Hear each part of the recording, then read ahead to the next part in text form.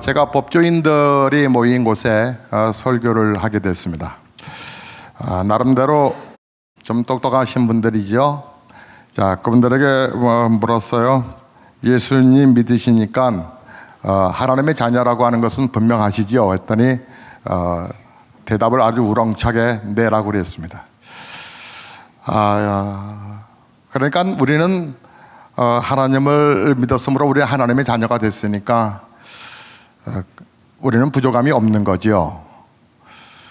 대답이 약간 점점 약해져 가기 시작했습니다. 예. 그러면 정말 우리는 예수님 한 분만이면 행복한 거 아닙니까? 라고 물었더니 말꼬리가 점점 흐려지면서 그렇죠. 예. 여러분, 왜 선뜻 하나님의 자녀라고까지는 인정하겠는데 이제 예수님 한 분만으로 우리가 만족하지요? 라고 말할 때는 왜 망설이게 될까? 아니, 한번 생각해 보십시오. 우리의 영혼이 지옥 가야 할 인생인데 우리가 하나님 그 사랑으로 인하여 예수 그리스도를 통해서 마귀 자식에서 하나님의 자녀가 되었고 천국에 가게 되었는데 예수님 우리 안에 계셔서 임마누엘 되시는데 더 이상 뭐가 부족하겠어요? 그런데 중요한 건 정말 그 예수 때문에 그렇다면 행복하냐라고 하는 거예요. 여러분 예수님 믿으시잖아요. 예수님 때문에 행복하시냐고요. 그분이 우리를 하나님의 자녀로 삼아 주셨는데 정말 행복하십니까? 알겠는데 그 예수를 알겠는데 그 예수가 나를 위하여 이 땅에 오셨다라고 하는 것을 알겠는데 그 지식으로는 알겠는데 왜 내 자신의 마음은 자신은 행복하지 않을까요? 다윗은 그랬거든요. 하나님을 향하여서 하나님 때문에 나는 부족함이 없습니다라고 고백했거든요. 여러분, 신앙생활이 어려운 것일까? 생각을 좀 단순하게 좀 생각해 보시면 좋은데 그러면 신앙생활 어렵지 않은데 시편 말씀을 쭉 보다가요, 우리가 새벽마다 지금 시편 말씀을 공부하고 있죠. 그런데 시편 제9편에 다윗이 한 얘기인데 다윗이 이런 이야기를 해요. 그 9편 1절에 보면 내가 전심으로 여호와께 감사하오며 주의 모든 귀한 일들을 전하리이다. 즉 간증하겠다는 거예요. 주님의 귀한 일들을. 그런데 무엇이 그렇게 그가 간증할 정도인가 봤더니 하나님께서 정말 악인들을 심판하시더라는 거예요. 주님의 이름을 아는 자, 주를 의지하는 자, 주를 믿는 자를 하나님이 버리지 아니하시더라는 거예요. 하나님께서 가난하고 궁핍한 자들을 하나님은 구원하시다라, 이렇게 그것을 나는 간증한다는 거예요. 근데 이게 새삼스러운 얘기예요? 여러분 아시잖아요. 우리는 그렇게 알고 있잖아요. 이게 무슨 기이한 일이냐고요. 그렇다면 다시 한번 여러분 생각해 보세요. 나는 하나님은 악한 자를 심판하시고 주님의 이름을 알고 의지하고 그 하나님을 나를 구원하신다는 거 정말 우리가 정말 믿느냐는 거예요. 그것이 정말이고 또한 정말 믿는다면 인생이 얼마나 쉬워질까요? 고민하고 갈등하고 두려워하고 염려할 것이 뭐가 있겠어요? 하나님의 말씀대로만 살면 되잖아요. 근데 왜 살기가 힘들다, 어렵다, 혼란스럽다, 우울하다, 죽고 싶다, 왜 이런 얘기들이 크리스찬들인 우리의 입술에서 툭툭 튀어나올까요? 우리는 하나님의 말씀을 알기는 하지만 실제로 믿지 않는다는 건 아닐까?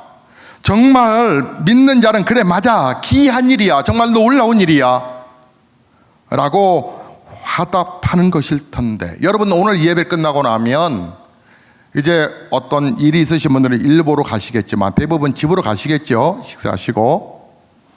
근데 집을 가는 그 길이 여러분 어렵습니까?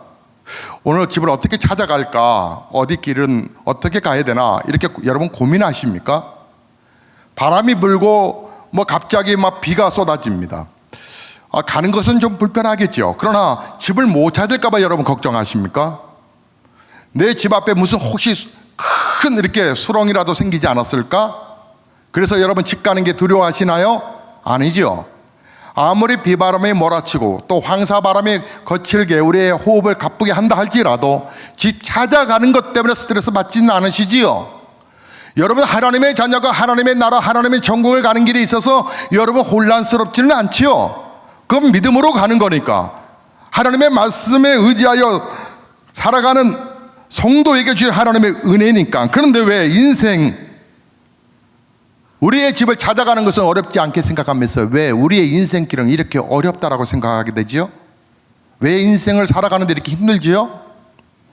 왜 그렇게 우리는 살지 못할까요? 상황과 여건이 아무리 어려워도 잘 되는 길, 결국 복을 받는 길은 하나님의 말씀대로 사는 길임을 분명히 믿는다면 묵묵히 찬송하며 감사하며 초연하게 그렇게 걸어갈 수는 없을까요? 집에 가는 길은 수도 없이 가보아서 어떤 처지에서도 비틀거리면서도 집을 가는 길을 가면서 마음이 흔들리지 않지 않습니까? 그러나 인생길은 믿음으로 별로 살아본 적이 없어서 갈등과 고민과 여러분 우리가 시험 드는 일들이 바로 그런 거 아니겠어요? 여러분 믿음으로 별로 살아보지 않아서 믿음으로 사는 걸 부담스러워 여겨서 믿음으로 살다가 사는 흉내는 내는데 믿음으로 온전히 사는 것이 너무나 적응이 잘 안 되어서 혼란하고 있는 거 아닐까요? 다윗은 왕으로서만 우리가 기억할 때가 많지만 그런 고난과 고통을 처절하게 많이 경험했던 사람입니다. 다윗은 심지어는 저 악인들의 눈을 뽑아달라고까지도 고백합니다. 그렇게 고통을 자기가 당하고 있다는 거예요. 마음이 속상해서. 근데 다윗은 그가 고백하기를 주의 이름을 아는 자는 주를 의지합니다 라고 하는 고백을 그가 시편 제9편 10절에서 고백하면서 하나님의 이름을 아는 자가 주를 의지한다. 하나님의 이름? 우리도 압니다. 그렇죠? 그러나 다윗이 아는 것처럼 알지 못하는 이들이 예외로 많습니다. 사무엘하 22장을 보면 하나님께서 다윗을 모든 대적의 손과 사울의 손에서 구원하신 날에 다윗이 하나님께 드린 고백의 기도가 기록되어 있습니다. 여호와는 나의 반석이시여 나의 요새시여 나를 건지시는 자시여 나의 하나님이시여 나의 피할 바위시여 나의 방패시여 나의 구원의 뿌리시여 나의 높은 망대시여 나의 피난처시여 나의 구원자시라 나를 흉악에서 구원하셨도다. 이 고백은 단지 전에 들어서 아는 지식에서 나온 것이 아닙니다. 다윗 자신이 실제 경험한 하나님입니다. 이 점이 중요합니다. 다윗은 하나님을 믿을 때 얼마나 놀라운 일이 일어났는지 수도 없이 경험했던 사람입니다. 여러분이 잘 아시는 대로 시편 제23편은 아주 시편 가운데서 탁월한 그리고 감동적인 시입니다. 거기서 시편을 기록하면서 다윗이 첫 번째로 고백했던 고백이 여호와는 나의 목자시니 내게 부족함이 없으리로다. 그가 그 고백을 하는 그 고백의 2절부터 들어가 보면 만만치 않는 녹록지 않는 인생을 살아왔었어요. 사망의 음침한 골짜기를 지나갈지라도 해를 두려워하지 않을 것은 주께서 나와 함께 하십니다. 그저 하나님이 함께 하신다고 하면 그거 하나만으로 비록 내가 지금 사망의 터널을 지나가는 것 같아도 나는 부족함이 없는 사람입니다. 하나님의 한 번만으로 그것만으로 나는 행복한 사람입니다. 사랑하는 성도 여러분, 다윗은 이런 고백 속에 그의 인생을 살아왔습니다. 하나님께서 그의 믿음대로 부족함이 없는 삶을 이제 반전을 시키셔서 역전의 드라마의 인생을 살게 하시지요. 그런데 우리는 어떻습니까? 요한복음 15장 7절에 너희가 내 안에 거하고 내 말이 너희 안에 거하면 무엇이든지 원하는 대로 구하라 그리하면 이루리라.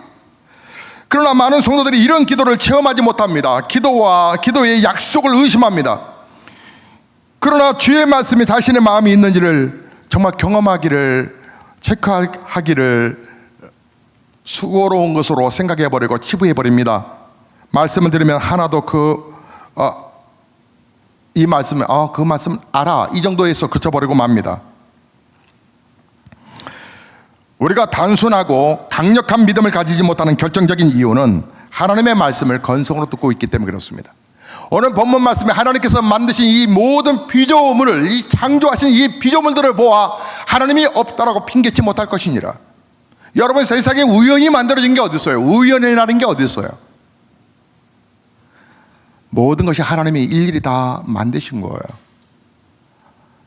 그런데 하나님이 이렇게 모든 것을 만드신 그 하나님의 손길 속에서 하나님이 계신 것을 느끼지 못하겠는가? 우리는요, 엊그저께만 하더라도 느낌이 추웠어요. 이번에 수양회에서 우리가 노란 단체 티를 입었는데 이 티는 1년 전에 준비한 거예요. 1년 전. 우리가 매년 8월 달에 정교인 수양회를 1박 2일 가는데 올해는 이제 창립 기념을 해서 먼저 5월 달에 가게 됐어요.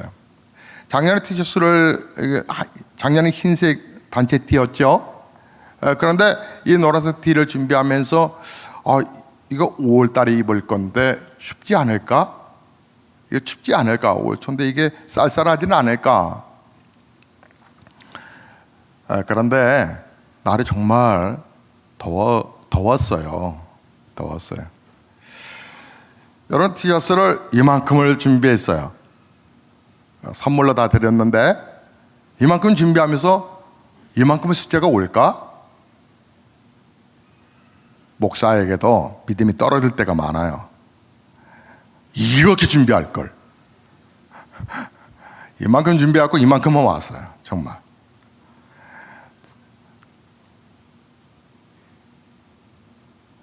근데 5월달 춥지 않을까? 저하고 함께 산책하는 성도님이 그랬어요. 목사님, 이제 우리 계절들이 점점 온난화가 되는 것 같아요. 그러게요. 그래도 사계절은 있어요. 야, 꽃 한 송이 피우기가 참 힘들던데 이제 막 설악산이요, 연록의 이 물결로 싹 바뀌어가는 거예요. 여러분, 애들이 클 때가 이쁘지 다 커놓으면 징그럽잖아요. 애들이 어머 하고 오면 징그럽잖아요. 좀 그처럼 이 모든 식물들도 막 이 연초록에서 막 이렇게 쫙 퍼져가는 모습이 참 이쁘잖아요. 야, 어떻게 이게 우연일까? 하나님이 만드신 세상을 가만히 찬찬히 살펴보세요. 어떻게 우연일까? 여러분, 어느 교회 목사님이요, 그런 얘기를 하셨어요. 목회자 모임에서 하는 얘기가, 목사님들, 믿음은 단순한 겁니다. 목사님들에게 그런 설교를 하셨어요. 믿음은 단순한 겁니다. 저희 교회 성도 가운데서 연세 드신 성도님이 늘 심장병이 있다는 것은 알았지만 어느 날 이분이 내게 다가와서 이런 말을 했답니다. 목사님, 안수기도 해주셔서 제가 심장병이 났어요. 근데 본인은 안수기도를 해본 적이 없대요. 안수기도를 한 적이 없는데 이분은 고백하기를 안수기도 해주셔서 자기가 낫다는 거예요. 안수기도 해줘서. 그분의 얘기를 들었어요. 제가 언제 안수했나요? 목사님 예배 끝나고 나면 이렇게 악수해 주실 때, 악수할 때, 악수하고 한 손으로 자기 이 심장병 있는 부분에 손을 얹었대요. 주님. 어느 날 이제 정기검사가 되어서 갔더니 정상적으로 돌아왔다고 고백하더래. 내가 특별하게 물론 의사의 처방대로 잘 치료에 힘쓴 것도 있겠지만 가만히 생각해 보면 뭘까? 내가 목사님과 악수할 때 주여 하고 믿음으로 고백하고 주님 온전하게 될 줄로 믿습니다 라고 하는 그 고백이 나를 치유했다, 그렇게 고백을 한 거, 그래서 내가 나았다라고 하는 이거 외에는 없다라고 생각을 했다는 거예요. 그래서 목사님이 고백했다는 거예요. 그 목사님이 고백하기를 그래, 믿음이라 이런 거야, 믿음이라 이런 거야. 하나님을 인정하고 하나님을 믿어지면 우리는 고백하는 거야. 아, 하나님이 살아계시지. 여러분, 우리가 단순하고 강력한 하나님의 말씀을 가지지 못한 결정적인 이유는 하나님의 말씀을 그냥 스쳐가는 거예요. 계속 갈등하는 거예요. 왜요? 하나님의 말씀이 살아 역사하지를 않아요.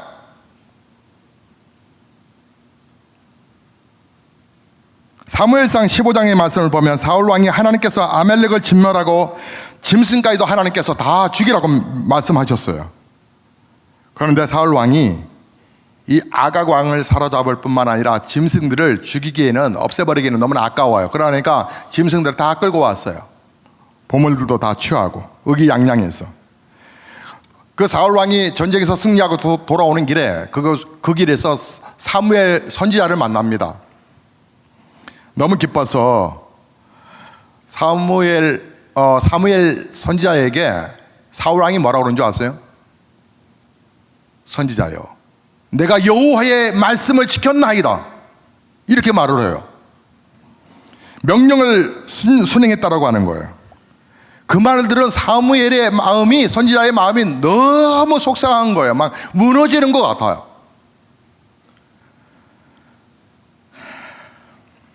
사실 사무엘은 하나님이 정말 분노하신다는 것을 알고 있어서 전날 철학 기도를 하고 오는 길에 만났거든요. 길에서 사울 왕에게 그런 말을 해요. 사무엘이, 그렇다면 내 귀에 들리는 저 짐승 소리는 무엇인가? 왕에게 얘기를 해요. 하나님의 말씀대로 나 순종했다면서, 그런데 내 귀에 들린 저 짐승 소리는 무엇인가? 어찌하여 왕이시여 여호와의 목소리를 청종하지 아니하고 탈취하기만 급하여 여호와께서 악하게 여기시는 일을 행하셨나이까? 그때 사울 왕은 사무엘에게 뭐라고 말하는 줄 아세요? 여러분, 사무엘상 15장 20절을 보니까 이렇게 사울 왕이 고백을 해요. 사울이 사무엘에게 이르되 나는 실로 여호와의 목소리를 청종하여. 이처럼 자신은 하나님의 말씀대로 살지 않으면서 자신이 하나님의 말씀대로 살지 않고 있다라고 하는 그 자체를 모르고 살아가는 사람들. 내가 하나님의 말씀대로 살지 않으면서 마치 하나님의 말씀대로 살지 않고 있다라고 하는 그 자체까지도 모르고 살아가는 사람들, 몰라서 문제라면 우리는 올바른 말씀을 가르치면 됩니다. 바로 살지 못했던 자가 복음과 진리를 깨닫고 바로 서는 것을 보는 것은 너무나도 큰 기쁨을 줍니다. 그러나 대부분의 경우는 말씀을 몰라서가 문제가 아닙니다. 말씀대로 살아야 한다고 하는 결단이 없는 것입니다. 믿음은 단순한 것입니다. 믿음은 피조물을 통하여 하나님이 살아계신 것을 확신하는 것입니다. 우리는 하나님의 말씀을 어떻게 대하는지 실제 말씀 앞에서 보면 알 수 있습니다.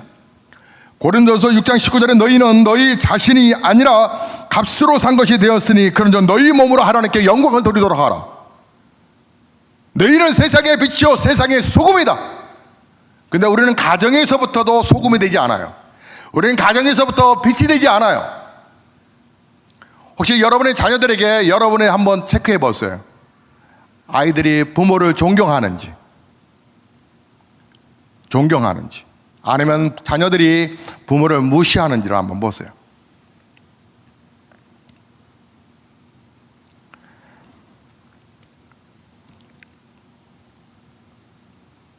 고린도서 5장 15절에 다시는 자신을 위하여 살지 말고 오직 그들을 대신하여 죽었다가 다시 살아나신 이를 위하여 살려 하려 함이라 바울은 말을 합니다. 그래서 바울 스스로가 빌립보서 3장 7절과 9절의 말씀을 보면 그러나 무엇이든지 내게 유익하던 모든 것을 내가 그리스도를 위하여 다 해로 여길 뿐만 아니라 배설물로 여기면 그리스도를 얻고 그 안에서 발견되려 함이니. 저도 아이들에게 한번 오늘 저녁에 물어볼 거예요. 엄마 아빠가 어떠한 존재인지. 만약에 아이가 엄마 아빠를 존경하지 못한다 그러면 그 아이를 빨리 내보낼 거예요. 그러면 같이 사는 건 서로가 괴로운 것이다. 성인이 되었으니 이제 20세부터는 자유다, 가라. 저희 아이 가운데서 한 놈이 계산을 했대요. 내가 나가고 오피스텔을 하나 얻어서 살자 하고 막 생각을 해봤대요. 자기 수입과 지출을. 그런데 생각해 보니까 아무래도 붙어 있는 게 더 낫겠다. 붙어 있는 게 더 낫겠다 생각해서 붙어 있기로 했다는 얘기를 전해 들었습니다. 붙어 있는 동안에는 그러나 말을 철저하게 순종해야 된다. 사랑하는 성도 여러분, 우리가 우리의 삶이 좀 이웃들과 그리고 내 가족 그리고 내 아는 지인들 앞에 감동을 줄 수는 없을까요? 우리가 어떻게 믿음의 결단을 내디딜 수 있을까요? 여러분, 방법을 말씀드리겠습니다. 예수 그리스도의 이름을 바로 알면 됩니다. 마태복음 1장 2절의 말씀을 보면 예수란 이름의 뜻이 구원자입니다. 우리를 죄와 저주에서 구원해 내신 거, 예수님의 이름에는 또 한 가지 의미가 있는데 마태복음 1장 23절에서는 예수님의 이름을 임마누엘, 하나님이 우리와 함께 계시다라고 하는 이름입니다. 예수님의 이름을 안다라고 하는 것은 이 놀라운 진리를 믿는다는 말입니다. 그래서 임마누엘이신 예수님을 함께 바라보며 살면 하나님의 약속이 아멘하게 된다. 그래서 고린도후서 1장 20절에 하나님의 약속은 얼마든지 그 또 안에서 예가 되니 그런즉 그로 말미암아 우리가 아멘하여 하나님께 영광을 돌리게 하였느니라. 우리가 예수 그리스도 안에 거하여야 하나님의 약속에 대해서, 우리가 예수 그리스도 안에 거하여야 하나님의 놀라운 언약의 약속에 대하여 아멘 이렇게 할 수 있다라고 하는 얘기예요. 우리가 온전하게 예수님을 바라보는 것을 부담스러워하면서 은혜로운 말씀을 들으려고 하는 자는 아무것도 배우지 못합니다. 디모데후서 3장 7절에 항상 배우나 끝내 진리의 지식에 이를 수 없느니라고 말을 합니다. 선교사들에게 제일 무엇이 두려우냐고 물으면 질병이 아니에요, 풍토병이 아니에요, 배고픈 게 아니에요, 매 맞는 게 아니에요.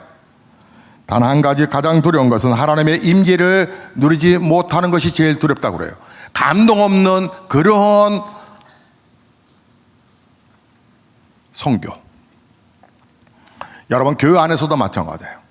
교회 안에서 이번에 수양회를 통해서 앞에서 일하는 핵심 멤버들은 다 녹다운이 돼버리고 말았어요. 모든 식사가 그냥 나온 게 아니고, 모든 간식이 그냥 나온 게 아니고, 모든 쉼이 그냥 나온 게 아니고, 보이 안약에 대해서 핵심 멤버들이 서포트하고 다 준비를 해놨어요. 그분들은 갔다 와서 녹다운이 됐어요. 근데 녹다운이 됐는데, 녹다운이 된 것이 영광으로 생각해야 되는 거죠. 다음에는 절대로 핵심 멤버에 내가 들어가지 않으리라. 목사님, 성도에게는 안식이 없나요? 안식년, 안식월, 안식이 없나요? 본인이 찾아서 쓰세요. 근데 여러분, 하나님의 임재를 경험하며 하나님의 사역을 하는 성도는 더 부끄럽습니다. 충성을 하면서도 더 부끄러워해요.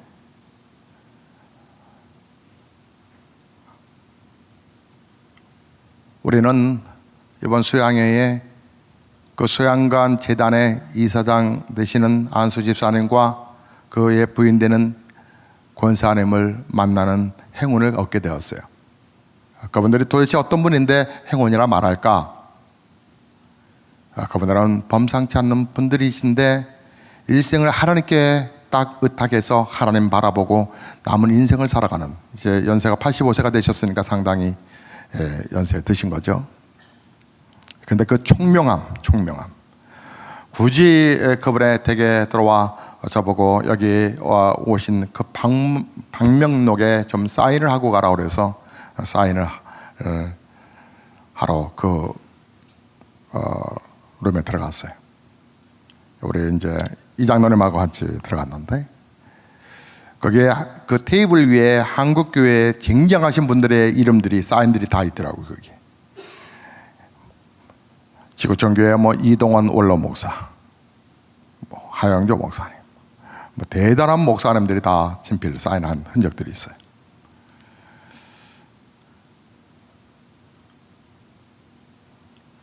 하나님, 저희 교회와 목사는 유명하고 대단한 목사가 되는 걸 굳이 거절하지는 않습니다만은 그러나 그러지 못할지라도 그거하고는 전혀 상관없습니다. 그저 우리 성도들과 알콩달콩 주님을 닮아가며 그렇게 행복하게 목회하는 것입니다. 정말 목사에게는 큰 교회에 대한 그리고 유명하고 싶은 그리고 또 우리 교회 이름 자체가 뭐 탁월하게 뭐 이 한국교회 뒤덮을 그런 부분에 그것이 저의 1순위와 기도 제목의 가장 급한 부분이 절대로 아닙니다. 그건 저의 목회 부분하고는 전혀 상관이 없습니다. 다만 성도들이 하나님을 믿는데 그 하나님을 믿지 못하고 알지 못하고 확신하지 못하고 방황하며 근심하며 신앙생활하면서도 여전히 똑같은 불신자와 함께 운명론에 사로잡힌다면 그것처럼 슬픈 일이 어디 있겠어요? 그것처럼 목회 헛한 게 어디 있겠어요? 사랑하는 성도 여러분, 하나님이 살아계심을 여러분 아직도 안 보이십니까? 그분이 여러분의 인생을 도우실 것입니다. 여러분 그분의 이름을 담대하게 여러분 외치셔야 합니다. 그리고 그분의 이름으로 기도하시는 것입니다. 하나님은 여러분이 믿음 없는 자가 아니라 믿음 있는 자가 되어 예배를 소중히 여기며 여러분 하나님 앞에 가까이 오는 것을 양보하지 아니하며 헌신하고 충성하는 걸 부끄러워 오히려 내 자신의 이름이 드러날까 봐 살짝 뒤로 빠져가며 그저 주님의 이름만을 높이는 그 행복함과 그 기쁨을 아십니까? 오늘 저는 우리 사랑하는 성도들이 바로 그러한 교회를 함께 세우기 위해서 모인 거라고 생각합니다. 우리 교회처럼 여러분 의식 있게 모인 신자들이 없어요. 오늘 예부 예배 때는 저 미국에서 시애틀에서 오셨다고 하시나요? 하나님께서 성도들이 좋은 교회에 대한 아름다운 소문을 퍼뜨림으로 인해서 소문 듣고 오시는 분들이 늘어나고 있습니다. 여러분, 오늘 여러분의 믿음의 현주소는 무엇입니까? 여러분이 믿는 믿음은 하나님을 증거하는 겁니다. 하나님을 증거하는 것을 여러분의 삶으로 보여주십시오. 예수의 생명으로 뜨거운, 그래서 우리 하나님을 내 주를 더욱더 참 사랑하여 믿음이 더 견고해져 가는 저와 여러분 되시기를 주의 이름으로 축복합니다.